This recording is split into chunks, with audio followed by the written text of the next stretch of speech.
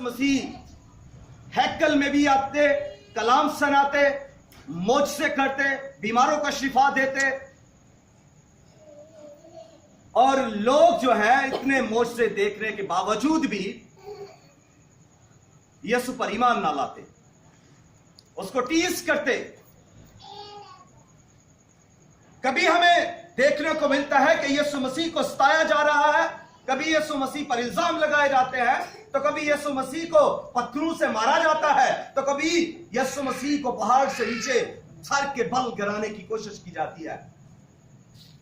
इसलिए यीशु मसीह ने कहा, नबी अपने वतन में इज्जत नहीं पाता। हालांकि यीशु मसीह ने इस शहर के अंदर बहुत से मौजज़े दिखाए, हालांकि यीशु मसीह ने इस शहर के अंदर बड़ी तालीम दी। इसी वजह से यीशु मसीह यहूदिया को, यरूशलेम को छोड़कर गलील में आते हैं, और यीशु मसीह गलील में 30 साल गुजार चुके हैं। अपने बाप के साथ बढ़ाई का काम इसी गलील शहर के अंदर सुबह के अंदर काम करते थे। उनकी बढ़ाई की दुकान थी, वो बढ़ाई का काम करते थे, कारपेंटर का काम करते थे। अब यीशु मसीह जब खिदमत शुरू कर ली है, तो अब फिर वो गलील में आते हैं, और जब वो गलील में आते हैं तो वो उस गांव में आते हैं जहां उसने पानी को मैं बनाया। सब इस बात को जानते हैं कि यीशु मसीह ने पानी को मैं बनाया। हाँ जी, यीशु मसीह एक शादी में गए काना गलील की, और उसमें यीशु मसीह ने पानी को मैं में बदल दिया।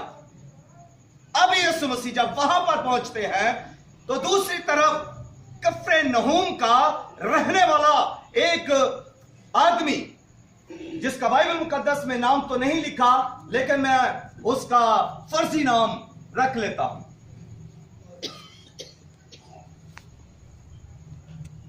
समझिए कि उसका नाम आसिफ है। ये उस शहर में कफरनहूम में रहता है। इसका नाम फर्जी मैंने रखा है, बाइबल मुकद्दस में नहीं लिखा। आसिफ को जो बादशाह का मुलाजिम है, सरकारी ओहदे पर फाइज है, बड़ा मान सम्मान है, इज्जत शोहरत है, रुतबा है, पैसे हैं, अपॉर्चुनिटी है, इन्फ्लुएंस है, वेल्थ है इसके पास। ये शख्स कई लोगों से मिलता होगा, बड़ी बड़ी शख्सियत के साथ इसके मरासम होंगे, बड़ा रोब और दबदबा भी होगा, क्योंकि बादशाह का मुलाजिम है। इसका एक बेटा है जो बीमार हो जाता है, और जब इसका बेटा बीमार हो जाता है, तो बीमारी की वजह से बेटे की हालत जो है गिरना शुरू हो जाती है। बीमारी की वजह से बेटे की हालत जो है खराब होना शुरू हो जाती है। बीमारी की वजह से बेटे की सांसें जो है टूटना शुरू हो जाती है। बेटे की हालत खराब होती जाती है, यहां तक कि उसकी बीवी कहती है, आसिफ की बीवी कहती है, बेटा मरने को है, तू कुछ कर। अब वो मां उस बेटे के लिए परेशान है, वो डर रही है, घबराई हुई है कि उसका बेटा मर ना जाए। वो बेटा जिसको उसने पैदा किया, वो बेटा जिसको उसने दूध पिलाया, वो बेटा जिसको उसने सीने से लगाकर पाला, वो बेटा जिसके लिए उसने रात रात को जाग कर उसको अच्छी जगह पर, यानी खुश्क जगह पर उसको जगह दी, और खुद जब वो यूरिन के सबब से वो जगह गीली हो जाती तो उसको दूसरी जगह पर लिटाती। वो मां जो उससे बेपनाह मोहब्बत करती, वो मां जो उसे प्यार से चूमती रहती थी, आज वो बेटा बीमारी के सबब से मरने को है। आज वो बेटा जो है उसके सामने दम तोड़ते जा रहा है, नब्ज डूब रही है। आज वो उसका बेटा उसके हाथों से निकल रहा है। मां परेशान है, मां से बेटे की हालत देखी नहीं जाती। अब जब मां परेशान है, तो वो क्या करती है? वो अपने शोहर या आसफ के पास आती है, उसको कहती है तेरे पास तो बड़ा मान सम्मान है, तेरे पास अपॉर्चुनिटी है, तू तो बादशाह का मुलाजिम है, तू इसे किसी आला हकीम के पास ले जा, किसी अच्छे तबीब के पास ले जा, इसे किसी बहुत ही सियाने आदमी के पास ले जा, ताकि हमारा बेटा मरने से बच जाए। किसी से आला शख्सियत के पास ले जा ताकि हमारा बेटा जिंदगी पाए। मां उससे, बीवी जो है, जो एक मां है, अपने शौहर से बार बार कह रही है इसको किसी जगह ले जा, मैं इसे मरते हुए नहीं देख सकती, मैं इसके लिए तड़पती हूं, मैं इसके लिए रो रही हूं। अब वो आसफ जो उसका शौहर है, उसे रोता बिलबिलाता देखकर, पहले तो वो अपने बेटे की हालत देख देख कर परेशान हो रहा है कि उसका बेटा कहीं मर ना जाए, दूसरा वो अपनी बीवी की हालत भी देख देख कर परेशान हो रहा है, वो अपनी बीवी को भी रोते और बिलबिलाते रो देख कर परेशान है, डर रहा है, घबरा रहा है कि वाकई मेरे घर में कोई अनहोनी ना हो जाए, मेरे घर में मेरा बेटा मर ना जाए। मेरे अजीजों, इस घर के अंदर नाउमीदी फैल चुकी है।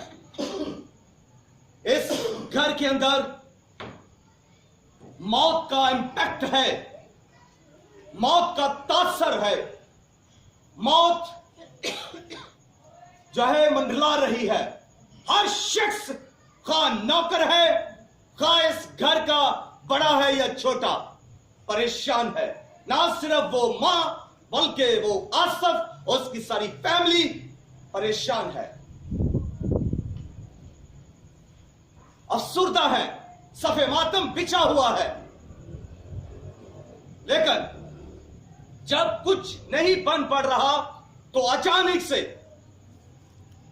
उसे खबर लगती है आसफ को कि यीशु इस इलाका गलील में आया है। यहूदिया से अभी खबर मिली है कि यीशु मसीह गलील में आया है। अब आसिफ जो है वो यीशु मसीह के बारे में जानता है, वो कहता है वो कौन है, वो उसे बताता है ये वो यीशु है जिसने काना गलील की शादी में जब वो शरीक था तो पानी को उसने मैं बना दिया। ये वो यीशु है जो अंधों को आंखें देता है, ये वो यीशु है जो लंगड़ों को चलाता है, ये वो यीशु है जो बहरों को कान देता है, ये वो यीशु है जो गूंगों को जबान देता है, ये वो यीशु है जो मुर्दों को जिंदा करता है, ये वो यीशु है जो कोड़ियों को छूता है तो कोड़ी पाक और साफ हो जाते हैं, ये वो यीशु है जो कुदरत वाला है, ये वो यीशु है जो रोल कुदस की कुदरत से मसा किया गया है, ये वो यीशु है जो हैकल में खड़ा होकर कहता है कि तुम में कौन है जो मुझ पर गुनाह साबित कर सकता है, ये वो यीशु है जो पानियों पर चलता है, ये वो यीशु है जो तूफानों से कहता है थम जा तो तूफान की जान निकल जाती है, ये वो यीशु है जो 4 दिन के मुर्दे लाजर से कहता है कि कब्र से बाहर आ तो वो बाहर आ जाता है। ये वो यीशु है जो गलील यहूदिया से गलील में आया है, तू इसके पास जा। अब वो आसफ हैरान हो जाता है, शस्तर हो जाता है, परेशान हो जाता है। ये कैसी शख्सियत है, ना तो किसी डॉक्टर के अंदर ऐसी खसूसियत है, ना तो किसी बड़ी हस्ती के अंदर, ना किसी तबीब के पास ऐसी कुदरत है। ये कैसी कुदरत वाला शख्स है। अब उसे उस शख्स को मिलने का इश्तियाक भी होता है। वो फौरन उस जगह पर पहुंचता है, काना गलील में आता है। अब मैं आपको यह भी बताना चाहता हूं कि काना गलील और कफरनहूम का फासला जो है वो 30 किलोमीटर फासला है। यूं कह लें कि यहां से पसरूर इतना फासला जो है वो तय करके वहां पर पहुंचता है काना गलील में यीशु मसीह के पास। और आपको पता है जब यीशु मसीह चलते हैं तो यीशु मसीह के पीछे भीड़, जब यीशु मसीह आते हैं तो यीशु मसीह के साथ भी लोग गिरे पड़ते हैं उसके कलाम को सुनने के लिए। कुछ लोग तो रोटियां खाने वाले हैं, कुछ लोग तो उसके मुंह की बातों को पकड़ने वाले हैं, कुछ लोग तो उस पर इल्जाम लगाने वाले हैं, कुछ लोग ऐसे भी हैं जो शिफा के लिए आते हैं। भीड़ लगी हुई है।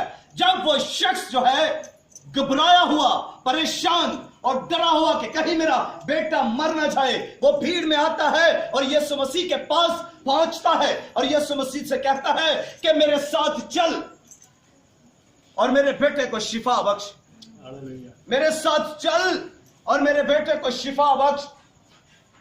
उसके अल्फाज पर गौर करें।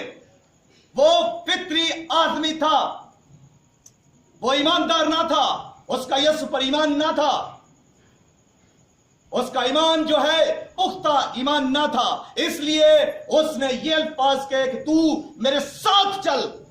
वो ये इसलिए कह रहा है कि तू मेरे साथ चल और शिफा बख्श। लेकिन यीशु मसीह ने उसके अल्फाज पर गौर ना करते हुए, उस आसफ पर गौर ना करते हुए कि इसने मुझे क्या कहा है, ना गौर करते हुए उसने भीड़ से मुखातब होकर कहा कि जब तक तुम निशान और अजीब काम ना देखो हरगिज़ ईमान नहीं लाओगे।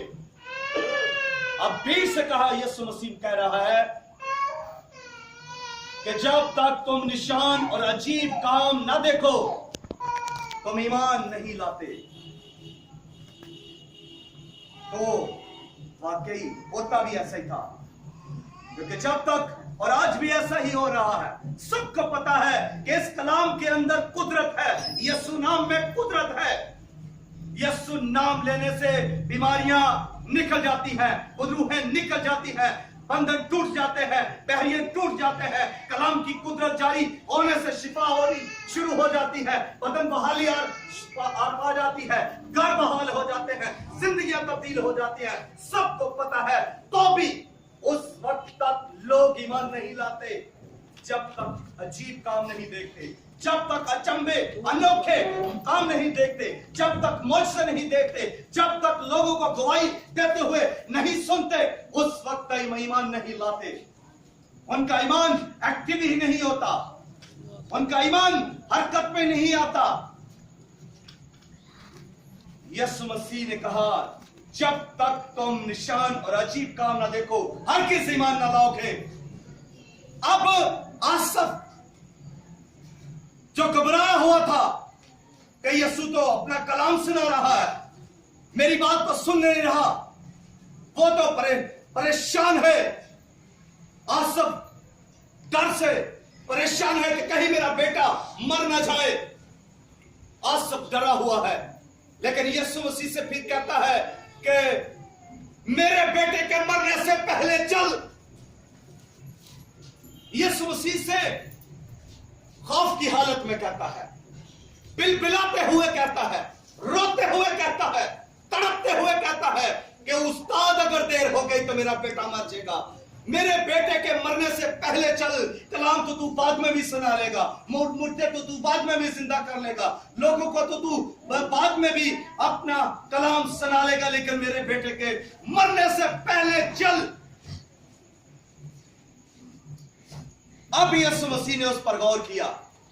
ध्यान करें, यीशु मसीह ने कब ध्यान किया, कब गौर किया?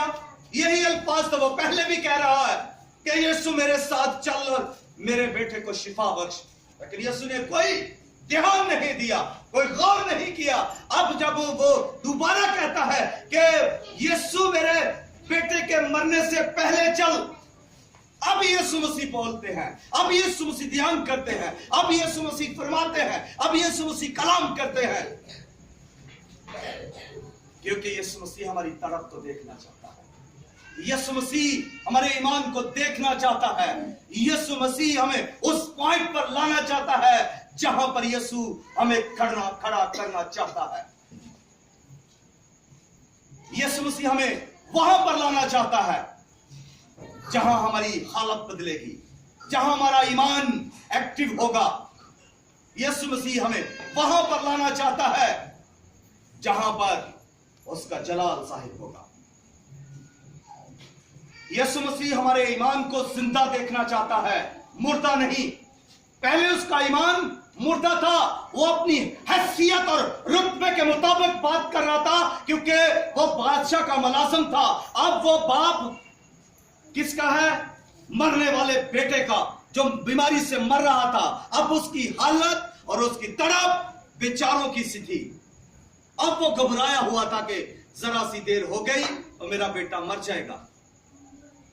यीशु मसीह ने कहा, जब तेरा बेटा जीता है। यीशु मसीह ने क्या कहा? जोर से बोले, जब तेरा बेटा जीता है। यीशु मसीह के मुंह से ये अल्फाज निकलते ही, यीशु मसीह के मुंह से ये कलाम जारी होते ही, यीशु मसीह के मुंह से ये कलमात अदा होते ही, शिफा उसके घर में 30 किलोमीटर दूर पहुंच गई।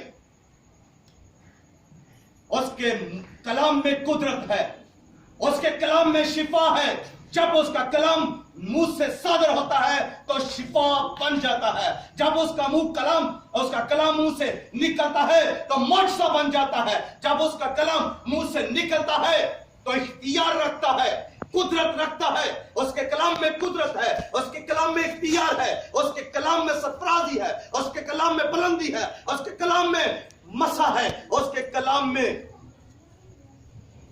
इख्तियार है। इसलिए जैसे ही यीशु मसीह ने कहा, जब तेरा बेटा जीता है, कलाम उसके घर पहुंच गया। शिफा के घर में 30 किलोमीटर दूर चली गई। इधर मुंह से कलाम निकला है, उधर शिफा जारी हो चुकी है। बेटा शिफा पा चुका है, तब उसके बदन से उतर चुकी है। उसका बेटा जो है मरने से बच चुका है। मेरे अज़ीज़ों, वो मां जो अपने बेटे के लिए डर रही थी कि मेरा बेटा मर ना जाए, उसको वो जानती थी कि इसको बीमारी है और तब की बीमारी है। वो उसकी बीमारी को भी जानती थी, ना सिर्फ वो उसकी हालत को जानती थी, ना वो उसके अंजाम को जानती थी, बल्कि उसकी बीमारी को भी जानती थी। बाइबल मुकद्दस बयान करती है वो बीमारी तब की बीमारी थी। जब मां ये जानती है कि तप की बीमारी से मेरा बेटा मरने को है, मर जाएगा, उस मां को यह पता है कि तप की बीमारी से मेरा बेटा मर जाएगा। काश आज किसी मां को भी यह पता हो कि मेरा बेटा नशे से मर जाएगा। काश किसी मां को यह पता हो कि मेरा बेटा बदी से मर जाएगा, जुए से मर जाएगा, झूठ से मर जाएगा, फरेब से मर जाएगा, नाफरमानी के सबब से मर जाएगा। काश आज किसी मां को यह पता हो कि उसकी औलाद किस सबब से मरने को है। अगर बीमारी खतरनाक है तो मैं आपको यह भी बताना चाहता हूं कि गुनाह उससे भी खतरनाक है, नाफरमानी उससे भी ज्यादा खतरनाक है, बदी बीमारी से ज्यादा खतरनाक है। जब हवा और आदम ने गुनाह किया, नाफरमानी की, तो मौत वाक़या हुई। कितनी बड़ी खतरनाक बीमारी है जो सीधी सीधी मौत का सबब बनती है, हलाकत का सबब बनती है। TB, BP, sugar, heart attack, मैदे की बीमारियां, एड्स, ये सारी की सारी बीमारियां जो हैं, ये इंसान की जान तो ले सकती हैं। श्योर बात है कि ये बीमारियां इंसान की मौत का सबब बन सकती हैं। और दूसरी तरफ यह भी है कि कोई डॉक्टर, कोई हकीम, कोई तबीब, कोई पीर तो कोई फकीर, कोई जादूगर इन बीमारियों से शिफा भी दे सकता है।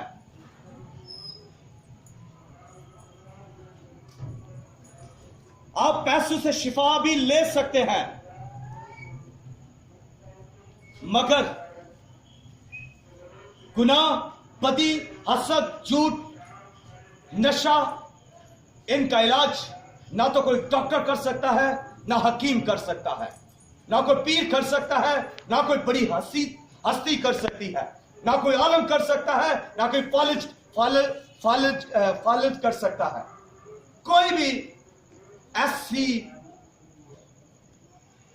बीमारियों का इलाज नहीं कर सकता जो आपके बदनों को अंदर से अंदर खाती जा रही है। और 100% काज क्या है? डेथ। गुनाह मौत का सबब बाइबल मुकद्दस भी बयान करती है कि गुनाह मौत का सबब है, और मौत जो है गुनाह के सबब से ही इस दुनिया में आई और राज कर रही है। गुनाह राज कर रहा है। ये बाप जो आसफ है, जो एक सरकारी मुलाजिम है, एक बाप है, यीशु मसीह से क्या कहता है कि मेरे बेटे के मरने से पहले चल। बताना यह चाहता हूं कि काश आज कोई बाप यीशु मसीह के पास आकर कहे कि मेरे बेटे के मरने से पहले चल।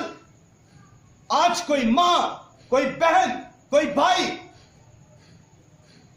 कोई रिश्तेदार आकर कहे यीशु मसीह के पास आकर के मेरे साथ चल, मेरा भाई जो नशे से मर रहा है, मेरा बेटा जो बदकारी से मर रहा है, मेरी बहन जो नाफरमानी से मर रही है, मेरा खानदान जो गुनाह के सबब से डूब रहा है, मेरा सब घराना जो है गुनाह के सबब से लानतों के नीचे आ गया है। आज कोई कहे यीशु मसीह से के पास आकर कि खुदावंद यीशु मेरे साथ चल, मेरा बिजनेस डूब रहा है, मेरा घराना मर रहा है। आज यीशु से कहे, कोई मां, कोई बहन, कोई बेटी अपने घराने के लिए दुआ करे, यीशु को पुकारे, यीशु को बुलाए, यीशु से कहे कि मेरे साथ चल। हम बहुत कुछ करते हैं, लेकिन हम ये नहीं कहते। हम बहुत सारा रुपया खर्च कर देते हैं, लेकिन हम यीशु के पास आकर ये नहीं कहते। हम इबादतें भी करते हैं, मगर यीशु से ये नहीं कहते कि मैं गुनाह से मर रहा हूं, मेरा घराना गुनाह से मर रहा है। हम ये नहीं कहते। हम अपने खानदान के लिए यीशु के पास नहीं आते। उस आदमी को देखो, 30 किलोमीटर दूर यीशु के पास आया है। हमें तो 30 किलोमीटर दूर नहीं जाना पड़ता। हम तो कदम ही झुका दे, घुटने झुका दे, तो हम यीशु के कदमों में पहुंच जाते हैं। हम तो चंद आंसू बहा दे तो आसमान हिल जाता है। हम तो दुआ करें तो आसमान पर थरथरी मच जाती है। हम दुआ करना शुरू करें, हम हमत करना शुरू करें तो तख्त लग जाता है। हम खुदा को पुकारे तो उसके फरिश्ते भी आ जाते हैं। हम सब कुछ करते हैं, मगर यीशु से ये नहीं कहते कि तू मेरे घराने को बचा, मेरे भाई को बचा, मेरी बहन को बचा, मेरे बेटे को, मेरे शौहर को बचा जो नशे की हालत में है, जो जुआ खेल रहा है, जो ज़ना कर रहा है। हम उसके बारे में यीशु से बात नहीं करते। हम उस तरफ के साथ नहीं कहते जिस तरफ से इस आसफ ने कहा कि मेरा बेटा मर रहा है।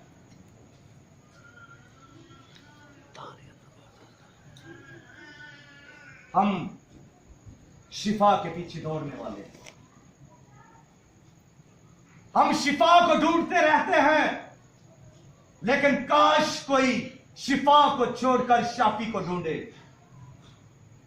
काश कोई शाफी को ढूंढे। हम अपनी बीमारी के इलाज के लिए दौड़ते फिरते हैं, कभी किसी हॉस्पिटल में तो कभी किसी बड़ी हस्ती के पास, किसी आमल के पास तो किसी खादम के पास। यीशु के पास आए जो शाफी है, जो कहता है मैं तेरा शाफी हूं। अरे शाफी आपका इंतजार कर रहा है, आप बरसों से शिफा के पीछे भाग रहे हैं, मुझसे के लिए तड़पते रहते हैं, मेरी जिंदगी में मौजूदा हो, मुझसे पर ढूंढते रहते हैं, मुझसे का इंतजार करते रहते हैं। मैं आपको बताना चाहता हूं, मौजूदा आपका इंतजार कर रहा है। एक वक्त पर मौजूदा आपका इंतजार कर रहा है, मौजूदात का खुदा आपका इंतजार कर रहा है। हालेलुया। क्यों अपना वक्त जाया करते हैं? क्यों अपना मौजूदा रसीद नहीं करते? उठें, अपने मौजूदे को रिसीव करने के लिए तैयार हों, अपने शाफी का वेलकम करें, मौजूदात के खुदा के लिए तैयार हों, उसको रिसीव करें। अरे आपके पास तो वो हस्ती है जिसने कहा है कि आसमान और जमीन का कुल इख्तियार मेरे पास है। आपके पास तो वो हस्ती है जिसने कहा राह, हक और जिंदगी मैं हूं। लोग तो राह तलाश कर रहे हैं, मगर आपके पास जो हस्ती है वो खुद कहती है सिराते मुस्तकीम मैं हूं, राह मैं हूं, हक मैं हूं, सच मैं हूं, जिंदगी मैं हूं। तुम जिंदगी के लिए तड़प रहे हो, जिंदगी खुद कह रही है कि जिंदगी मैं हूं, फिर समझ क्यों नहीं आती?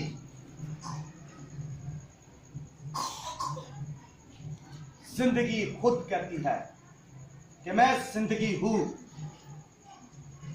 और वो कहता है आपके हयात का चश्मा मैं हूं, जो मुझसे पिएगा उसके अंदर से भी जिंदगी की नदियां जारी हो जाएंगी। जो पिएगा उसके अंदर से क्या होगा? जिंदगी की नदियां जारी हो जाएंगी। और जहां पर जिंदगी की नदियां जारी होंगी वहां मुझे बताएं, अगर मैं नादान नहीं हूं, बेवकूफ नहीं हूं, तो मुझे बताएं कि अगर यीशु मसीह जो जिंदगी का पानी है, जो जिंदगी का चश्मा है, जो जिंदगी की रोटी है, अगर वो आ जाए तो फिर अंदर बीमारियां रहेंगी, हसद रहेगा, बुग़्ज़ रहेगा, लालच रहेगा, बदकारी रहेगी। बोलते क्यों नहीं? बोले, यीशु मसीह ने आपको जुबान दी है बोलने के लिए। उसने कहा है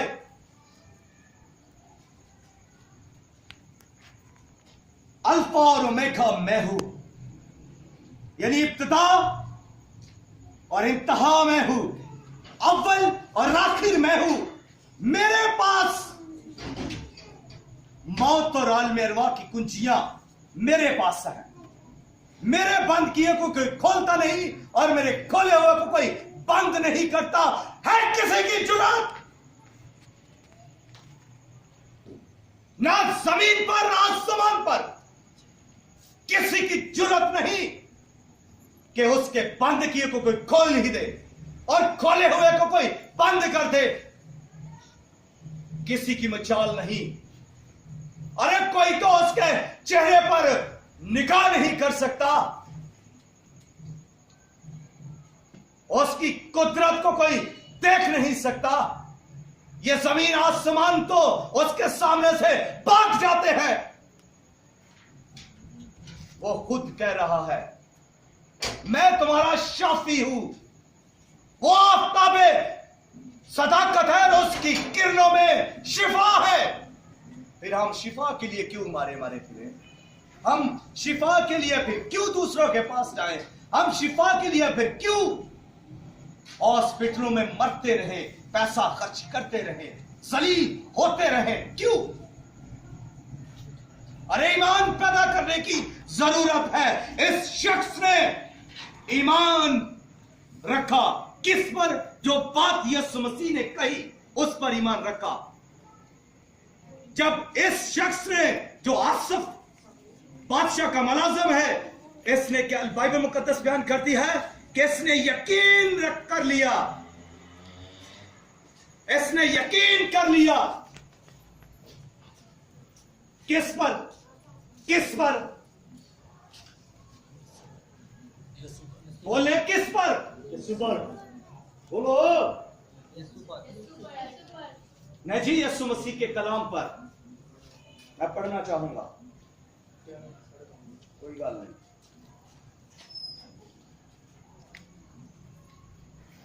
लिखा है जी,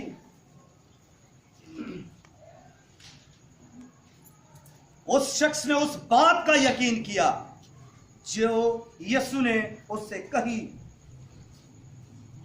उस बात का यकीन किया जो यीशु के मुंह से निकली, उस बात पर यकीन कर लिया।